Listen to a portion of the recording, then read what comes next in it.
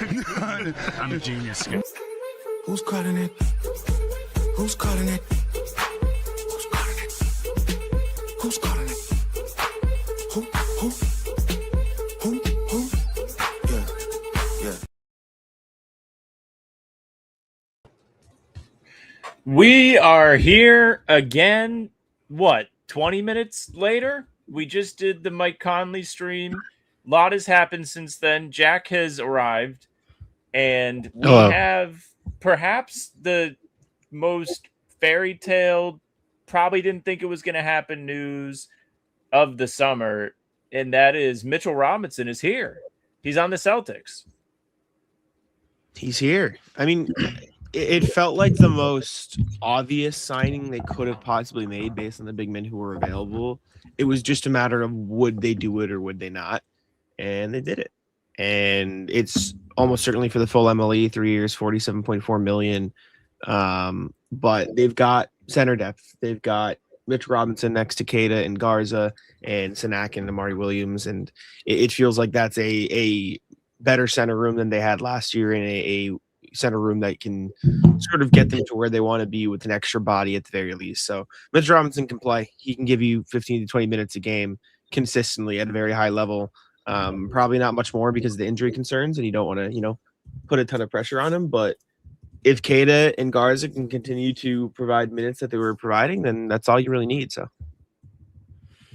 Yeah, man, great signing. This move does hard cap us at the first apron, something that I'm fine with this move. And Yosi said that there's an option in the third year. Yosi Gosling said Mitch Robinson will go into the Celtics level exception. They are now hard capped to the first apron. It can't be structured as a sign and trade since he received an option in the third year. So very interested to see what that option is. We haven't got the full contract details yet, but yes, we are hard capped at the first apron. We do have apron space. I don't know how much now, but that just means that we can't go over the first apron as far as like in not tax, but in like salary cap room. So I believe the first apron is 209 million, I believe. So we can't exceed that with trying to put other pieces on our team. But again, this is a great move. He got the 15 point something ish, but that is our non-tax paying MLE right there. Again, possession maxing to the max. If you want like screening, he can switch. Obviously, that's not what you would what you would have him do all the time, but I'm very interested to see what if there's like any other like little small things in this contract, because we saw the Rob contract, which was it was a 3 year, but it was partially guaranteed in the second year, and it was not guaranteed at all in the last year unless he plays 50 games. So I'm pretty interested to see if we do something there, which would be amazing. And as Yossi said, there is a team out that I don't know if it's a team option, but there is an option in that third year. So I'm very interested to see what type of option it is. Is this the best guy they could have got? At the 5, yeah, for sure. Yeah. I think they won. Great signing for a team that, we spent the entire last calendar year being like, they need one more guy. They need one more guy. They get Vucevic. It's not him. And you really felt it in the playoffs. And now you have Mitchell Robinson, who not only is like a quality player, he's always fucking killing you. He's tough. He played through his injury in the finals. He wasn't tremendous in the finals, but he had hand surgery right before the finals started, went in there, gave Wemby a hard time, and he wore him down. And on top of all of that, he's one of the best offensive rebounders in the league. And with the way the Celtics played last year and found success last year, offensive rebounding was a huge part of that. They were the 5th best second chance points team in the NBA. And if they really want to lean into what worked well for them last season and build on that, this is a great way of taking a step in that direction. and making the Knicks worse. Yeah, I like Robinson a lot, man. He is a giant body down low. He runs the floor well, at least in terms of hustle. Like he'll get up and down with you. He can rebound the ball. He played less than 20 minutes a game last year and averaged 8.8 rebounds. Like that's crazy. He averaged 4.2 offensive rebounds in 19.6 minutes. Like Sam said, if you want to continue to try to win the possession battle, that's a guy you want on your team. Again, he's not a guy who's going to play a lot, but this is also a vote of confidence in Nemish Queta, right? Like I don't, in my opinion, Mitchell Robinson is not going to start. He is not your starting center. Nemish Queta is going to continue to be your starting center moving forward. Mitch Robinson is now your high level backup. So I'm a big fan. I like the signing. It was as good as the Celtics were going to get in free agency. And I think what we saw last year was a lot of struggles for the Celtics with fouling and not being able to stay on the court because of foul trouble in the playoffs. Now you have a third high level big to play in those situations and a guy who obviously knows what it takes to win deep in the playoffs. You are muted, sir. Thank you. The first apron is $209 million with this signing, and Conley, like before, I think with Conley we're $188 million. Now this is plus 15, so it's like 203, 204 ish. So we are very close to the first apron now, but I don't know if that includes like the Vooch cap hold. I don't know if like this isn't finalized yet, of course, but yeah, what do y'all think this means for like the roster going forward? Because I obviously don't think they want to be in the first apron or even like this close to it. No. So is that like does this trade make it more likely that we trade Jalen for like pieces? I don't think so. Maybe. I mean, we nothing makes us better than our different opinions. Go ahead, Jack. I don't think it's impossible. I mean, you see, obviously the Sham stuff is what it is. Him saying they're, talking to X amount of teams. I don't really know what is happening with that. It is what it is. I think they could go into the season just a little bit close to the apron and do like that and be okay with it and just be careful. It could mean they trade someone like Hauser, or it could mean they trade, someone else to sort of tuck under that apron. But I think they would be fine because theoretically you sign a couple guys to rookie contracts and they'll be small enough to where you could deal with it and you'll just stay under the apron. How much space did you say they have, Nick? Did you mention the number? Do we know exactly how much they are under the luxury tax line right now? I have to get the updated one with Mitch okay. Robinson. That's fine. That's fine. Other than Robinson, we were we had 11 million in luxury tax room, so we're about 4 over now. Oh yeah, so there's definitely more coming then. Like there will be something coming at least. Maybe I know Sam mentioned like they could go, or someone mentioned they could go into the season a little bit over and duck under by the deadline, which maybe they could do. Yes, Phil, I would say this means Simons is off the table. I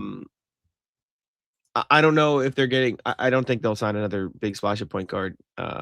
Join. I think Conley was their depth at that position, and now they're fine. So I don't know. Yeah, I think maybe it does mean they'll get a little cheaper in a Jalen trade. Maybe it doesn't mean a Sam Hauser thing, but they have until the deadline to do that. So, yeah, I feel like there are other moves that they could afford to make around the fringes where they don't have to give up Jalen. I feel like this is not a signing that you make if you don't think you're going to like be going for it. You know what I'm saying? Like this feels like it's a little bit of a go for it signing because it does not come without risk. Like we've talked about it in the weeks leading up to free agency. Mitchell Robinson historically has picked up injuries. He was largely healthy this last season. He played 60 games and was impactful for the Knicks. I feel like I just don't feel like this says they're selling Jalen. It's just what I feel. It doesn't mean it's true. We could get a notification in 5 minutes. It does not mean anything. That's just my gut reaction. And I think if you want to trade somebody like Sam Hauser to cut money, you can do it. I think I disagree with your general disposition that trading Jalen means the Celtics are going to be a bad basketball team. Who are they getting back to make up for it? I don't care. They were a good basketball team with this exact roster with Jalen instead of Jason. So you're telling me they're going to be significantly worse and like a really bad team with Jason instead of Jalen? That doesn't make any sense. I think they were a not good enough team the way they were. They won 56 games. They were bad against the top teams. They lost in the first round of the playoffs. I don't think listen, Jason Tatum's a different player than Jalen. He is a better make everybody better guy than Jalen is. But I don't think by splitting them and then not replacing Jalen's production and status as a like guy who can go and get his and really put up big numbers for you when you need scoring, I don't think that that is going to enable you to be as competitive as you would like to be. Yeah, I probably shouldn't have started with Jalen, but that like them being over the luxury tax, definitely something they don't want. I don't know if they'll go into this year with the same mentality, but you don't reset the repeater tax thing until you're under for another year. So maybe they do it the following year. I don't know, but from what they've shown us from them doing a lot of trades, like small trades to get under the tax last year and being clear of both aprons all of last year. This does puts us really close to the first apron and then over the luxury tax. So Sam Hauser is definitely the more like the lesser thing where it's like, here we go. He's he's definitely the guy that would be definitely easier to move than a Jaylen Brown, of course, if you want to save bread. But yeah, I'm interested to see. And so Banton, we did pick him up, right? But he's like non-guaranteed. Okay. All right. I'm trying to think what could be the, you know what I'm saying? But all right. Okay. All right. I want to address this. There is truth to this to some degree because of the free throw shooting. There is, in fact, a rule in the NBA that you can't intentionally foul in the final 2 minutes of quarters, or it's going to be auto free throw. That applies in the fourth quarter, right? I'm not making that up. Yes. If you intentionally foul him, then yes, you get one free throw and then you keep the ball. That's how it works. Just now, it doesn't mean that this isn't true. It doesn't mean that when you're in the bonus, you're not going to have to worry about teams doing hack-a-mitch. But to what Jack said earlier in the pod, you do not have him as your only guy. It's Nemi. Mitchell Robinson is coming here probably to be a supporting piece to Nemi and bolster the front court. Like this, in theory, is the guy that you really wished you had last year. If you have Mitchell Robinson last year, you have somebody who is an extra defensive, like incredibly strong body that you could have thrown at Embiid in the playoffs and worn him down and maybe weathered the storm that really took you out in the back half of that Philly series. This isn't revisionist history. By signing Mitchell Robinson, you don't get that series back. You have to go out there and win games again this season, and you have to be competitive. But it fixes the easiest structural weakness that you can point to in the Sixers series. Lots of things went wrong. Derek White forgot how to shoot. Jalen had bad moments. Jason didn't play in Game 7. They did a lot of things wrong. But from the opening tip of Game 1, with how quickly Nemi got in foul trouble, it was evident how important having that third big was. And when Vooch was giving them serviceable minutes earlier in the series, it worked. And when he stopped being effective, it really hurt them. So the hope is that Mitchell Robinson can be effective. He's a low usage offensive guy. You can throw lobs to him. His best offensive game is getting offensive rebounds and dunking the ball. This is a great fit, in my opinion. The one thing I'll say about the cap situation thing, I saw someone say like, "Oh, just trade Garza, Shoga, and somebody else." One, Shoga's gone. Shoga's not there. Two, you can't really just trade three guys and solve the problem because you have a minimum. You have to have 14 players on the roster. So this can't really be solved with just trade three guys. This has to be solved with cutting actual salary. And realistically, in my opinion, the only things that are going to have the Celtics do that are dumping Sam Hauser or trading Jaylen Brown. And I'm not saying they're going to dump Sam Hauser. Maybe they trade him and get something else back. I'm not saying they're going to trade Jaylen Brown just to, shed salary. I don't think that's what happens at all. I'm just saying I think one of those two things happens before the deadline, in my opinion. I was very afraid that you were going to say you prefer just trading Jaylen instead of Hauser. My brain was going to break on. You were going to see it live on the air. I was going to lose it. No, it's a no-brainer if it's between those two, and you're playing well. I mean, I don't think the deadline is a good approach between those two things, though. I think it is if they don't find a Jaylen trade they like, to dump Sam Hauser. I don't think dumping Sam Hauser is good. Sam Hauser is a good player. I'm not saying I would rather trade Jaylen than dump Sam Hauser, but just to be perfectly clear, dumping Sam Hauser is also bad. Also bad. Sam Hauser is a good rotation player. I don't know how many times I have to fucking punch my fucking words into the microphone. He has shot 40% or damn near close to it every year of his fucking career. He shot 40% in the season. He's a legitimate NBA defender. I don't know how else to make you fucker idiots learn that. He is a good player. Yeah, every single NBA team would love to have a Sam Hauser on their fucking team. Dumping him for nothing is stupid as shit. He is not Baylor Shireman. He is not a one-trick pony, you fucking morons. I don't know how else to explain it. Holy fuck. It is the dumbest fucking argument that any of y'all have ever made. Yeah. Exactly what you want in today's NBA. I just feel like I'm fine with Baylor shit, getting more minutes and Ugo getting more minutes and Ron getting more minutes. Like, he's more easily replaceable with the people that they already have, where you're not losing that much. But we cannot sneeze at the consistency from three. I won't discount that.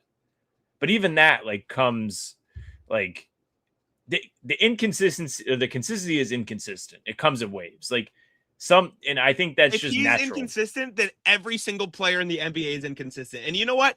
They are. That's how it goes. That's life. That's the shooter in the NBA. Finn, you're an idiot. Jimmy J, you're an idiot. I'm just crashing out now because all of y'all are saying the same stupid ass shit. Can't average 10. Jimmy J, shut the fuck up. You think Trae Young's a good basketball player? Stop talking to me. I'm getting pissed. I'm just getting so mad. I'm done. I'm turning off. What was meant to be celebration? Oh, Jimmy, what do you mean? It's the dumbest fucking argument I've ever heard out of any of y'all, and I hate it. It pisses me off. I'm not saying he's God. I'm just saying just dump him. He sucks. Is the stupidest shit. He is on a phenomenal contract, and he gives you exactly what you want in the modern NBA. I'm done. I'm writing my article. Damn. Okay. I don't know how I'm gonna follow that shit, but yeah, listen, man. Sam Hauser, like Jack said, is a good rotational player. He is a good player. And if you're dumping him, that does kind of suck a little bit, but with us, when you have Ron Harper Jr., when you have Baylor Shireman, you have Ugo, you have Walsh, there are people behind him that could possibly that you feel comfortable with taking his place if that was to happen. So with everybody saying that Sam Hauser is guys, he's a good basketball player. He's a good basketball player.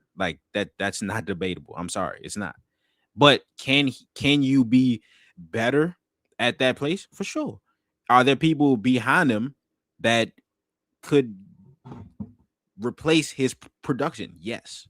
So if they were to trade him, you will have these guys behind him that could definitely or hopefully replace his production, right? That does not mean he's a bad player. It also doesn't mean he's irreplaceable. He is a replaceable player, but he is still a good player. A lot of things can be true at the same time. Yeah. I feel more so in that regard that the pieces are there to make it so you don't have pain from that kind of thing. And do you want to wrap it there? Mitchell Robinson is here. I think the assumption is that he will come off the bench and have limited minutes so he doesn't wear down. The contract is, again, 3 years, 47 million, 15.8 a season, I think is what's being reported. 47.4. I apologize. With a player option in year 3, he's going to be here a while. Yeah, play option. Year 3. Okay. Did you see the Kessler signing trade too? Yeah, So Walker Kessler is being traded to the Lakers for nobody in my notifications tweeted it. Okay. 4 unprotected first round picks in 2031 and 33 and first round swaps in 28 and 30. It's 2 unprotected picks, 31 and 33, and then 2 swaps, 28 and 30. That's a lot, no? But the Celtics are crazy for asking for 4 picks for Jalen.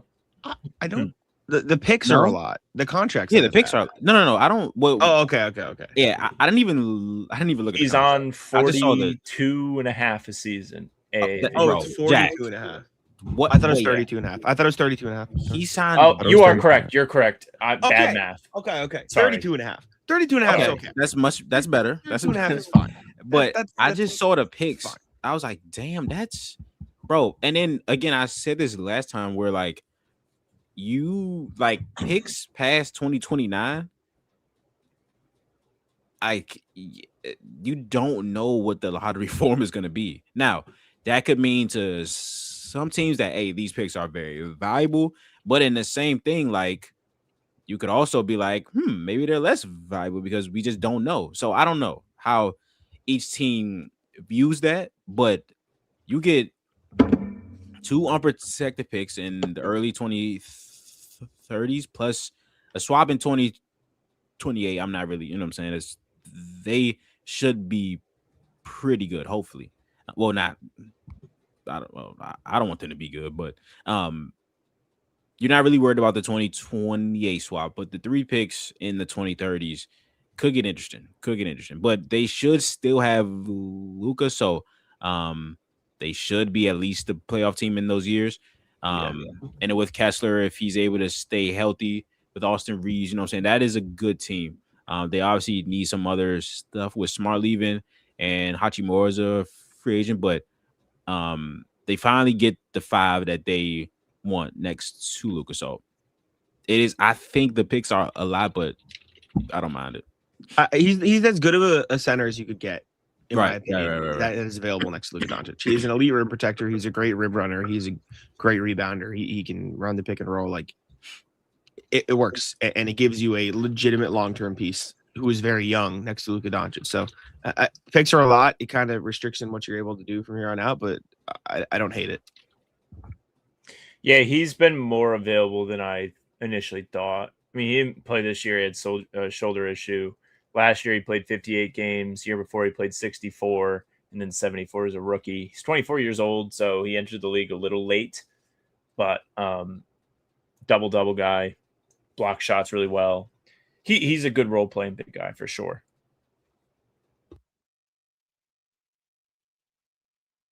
Yeah, I think that's it. Where did you see that Mitchell Robinson got a player option, Sam? Yeah, I'm Shams. Fuck. All right. I'm out. That's cool. Wait, so all right, so it's 3 years, 47 plus a 47.4. Okay. Player option in the 3rd year. So there's not a 4th year. Right. Did he say it somewhere?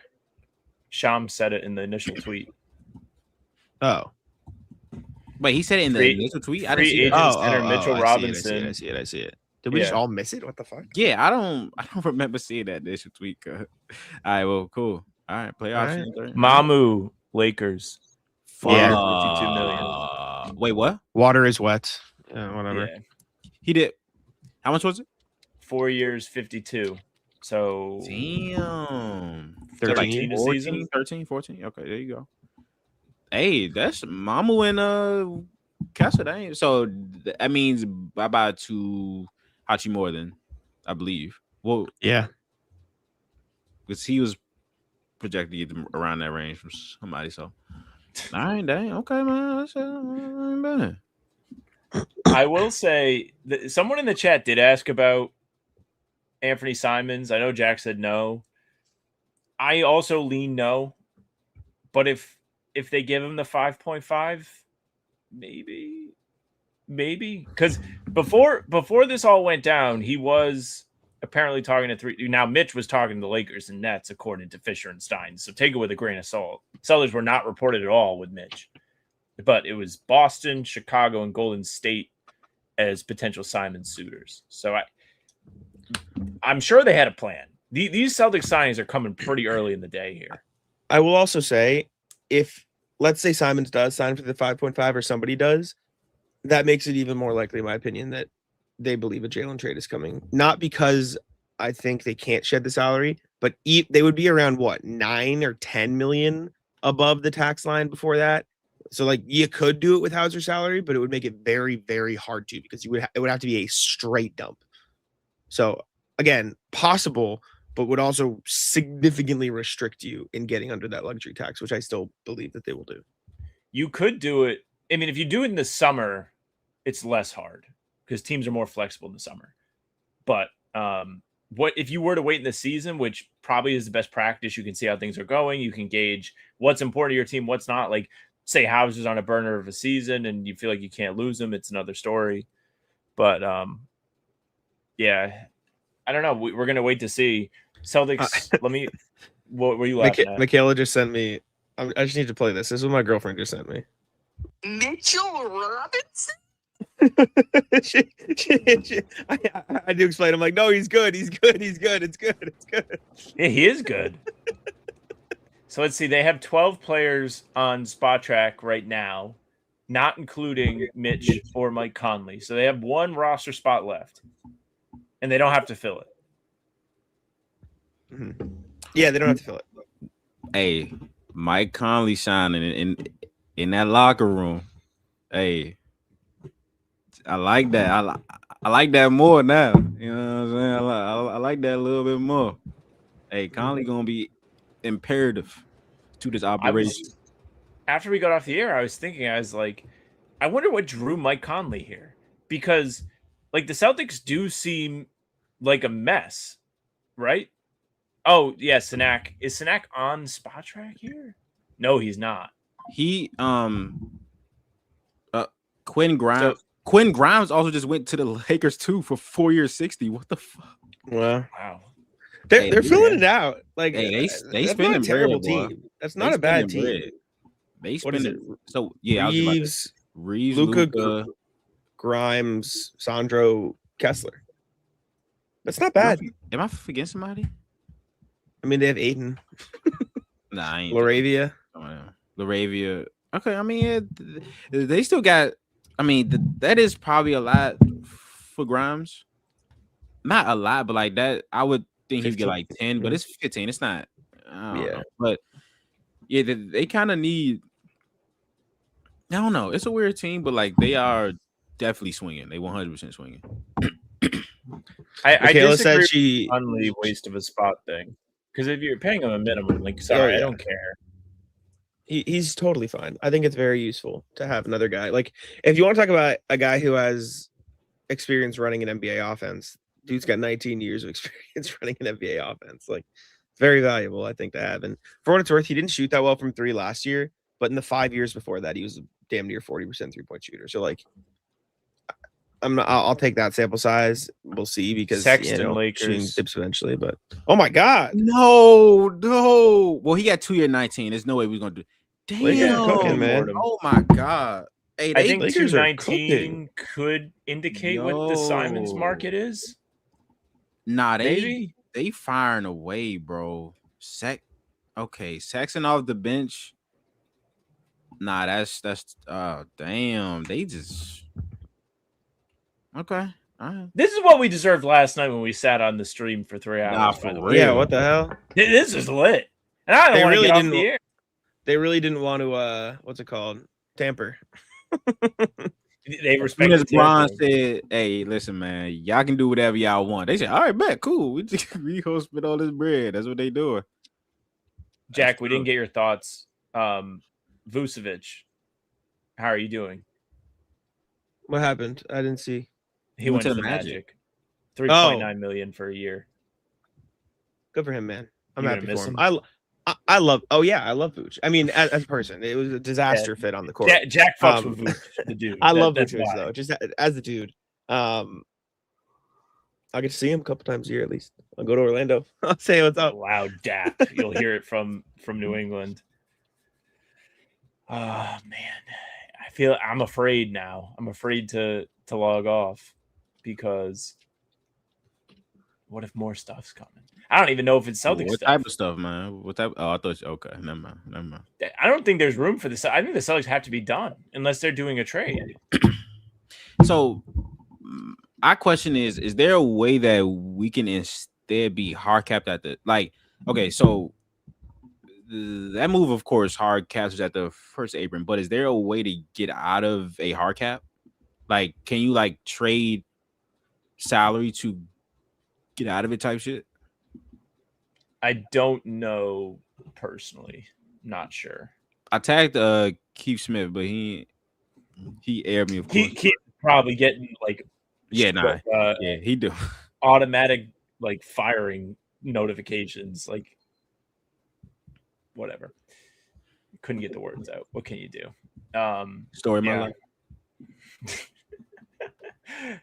I think the roster's full unless they just get rid of they waive Banton to make room for somebody. That's what I think they're gonna have 15. I'll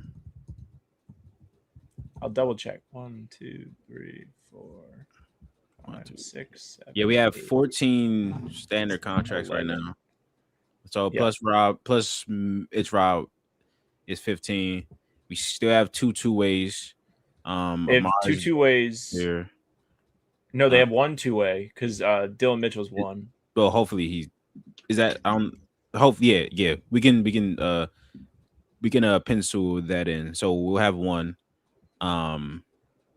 Sinak makes it 12 on the active roster. Amari is a 2-way. Then you have Conley 13, Mitch 14. So technically they have 1 more, unless I'm just completely fumbling. No. Tatum, Brown, White, Hauser, Pritchard, Chris, Ugo, Banton, Garza, Shyman, Cada, Harper Jr., Conley Jr., Walsh. Harper Jr. is not on there. Spot track. Get it together. Here. Let me see you John right here because this shit. So wait, what do they have? They 15? Yes, they have 15 right now. Yeah. So maybe Banton. Well, I don't know what restrictions there are if you just picked up somebody's option. I don't know what the cap thing is. If you just pick them up, can you wave them away? So I don't know, but I assume something else. I don't know if it'll be a huge trade or a huge signing, but I feel like a roster move of some sort might be coming. I think Banton will be cut as well, Phil. Right. Was Banton counted in the 15? Yes. Okay, that's fine. His option, so he's in the 15. So yeah, I'm excited now, man. I'm you know what I'm saying? Bye, Sam LaFrance. Oh, why? It's not me. I'm gonna be the only one left standing. Just you wait. I'll have to get some celebratory I eat as many wings as I can, or some bullshit when the trade happens, so I can celebrate in the stream. I think that's it for us. Do you want to make this a full pod? Are we gonna do a full pod later? What do we do with that? I don't know. I gotta leave the house at 1. I'm afraid something's gonna happen. As soon as I leave the house, something's gonna happen, bro. I just know it. But I'm gonna be back pretty quickly. But I know something gonna happen, bro. And I'm just not gonna have a chance to talk about it. But it's fine. Sexton has a player option in his contract for the second year. Interesting. Damn. So Sexton, Grimes, Sandro, Kessler. That's some good. I think they paid a lot for Kessler as far as the trade. Yeah. Grimes 15 is a little more than I would have gave him, but they've been swinging, man, and you gotta respect it. Like they swinging, they get actual players. So yeah, let's see how it goes. All right. We can wrap it there then. We'll play it by ear. This might be the Thursday podcast if nothing else happens, because maybe we'll run through a refresher later in the day. I truly don't know how to handle this, because I was initially going to be like, we should record a live pod after Team USA and like wait out free agency, but we got all the free agency this morning. They don't really have room to sign anybody else, and like unless a trade happens, there's not going to be much Celtic stuff to talk about. But I mean, pretty good first day of free agency. They went in there and took care of business. It seems like they had a plan. They got their big that Brad wanted at the presser last week, and it feels like they've patched a serious hole on this team. Do we even have room to use the whole like biannual thing? Because that's 5.5, and if we super close to the first Abram, which is about, we have about like 5 million space in there. I don't know if we can even use the whole thing type shit. Yeah, I don't know. We'll see though. We'll see. Okay, we'll wrap it up there. Nick, thank you for the time. 2 streams for you today. Lots of streams over the last couple weeks. Everyone go subscribe to Nick NBA on YouTube. You got a Mitchell Robinson video cooking? Shit, I might got you. Offensive rebounds? He's just going to be getting offensive rebounds and fucking screening, but hey, that shit matters, boy. It does matter. Sellers love a good screen, honestly. Sure. Like, unironically, big part of what they've done over the last couple seasons. Subscribe to Nick. Go ahead. One more quick thing. All right. Keith Smith says, I've got Boston at 3.5 over the tax and 5.1 under the first apron hard cap, triggered by signing Robinson. That's enough flexibility for other moves this summer. Okay. There we go. I'm not sure what moves he's talking about, but okay. Well, yeah, 5.1. We can sign somebody. All right, so now the Anthony Milton probably seems a lot more realistic than like an Anthony, you know what I'm saying? Because he'll probably want like 5-ish, you know, or like 3 to 4 type. So we gonna go get me Carlo and we good. Well, we'll need a big. But I would like some optionality, but like skill set wise with our bigs. Like, well, we have good guards as like a stretch big. So maybe I'm just talking. I'm done. Don't sleep on Garza. No, Imagine the offensive rebounds between him and Mitch. And Sellers can miss every shot. He can miss every shot. They'll get the ball. When those Sam Hauser threes go flying off the rim, they will find the hands of Mitchell Robinson or Luka Garza. I'll wrap it there. I'm not going to make Jack have his blood pressure spike again. Thanks to everyone. Subscribe to the channel. We're here every day with new stuff. Full pods Tuesday, Thursday, and Sunday. Game recaps morning after each game. Other videos are here in between to keep you up to date with all things Celtics. You could find us on Spotify and Apple too. All pods and recaps there if you just want those. Follow. They will go right to your feed. Leave a 5-star review. We appreciate that very, very much. You can email us, hbtcpod@gmail.com. Socials are at How About Them C's. For Twitter, Instagram, and TikTok. Facebook's the name of the podcast. All streams are there. They're on YouTube. They're on Twitter. Jack's Twitter's at Jack Simone NBA. Mine's at Sam LaFrance NBA. Nick's is at Nick NBA YT. That's it for us. Bye.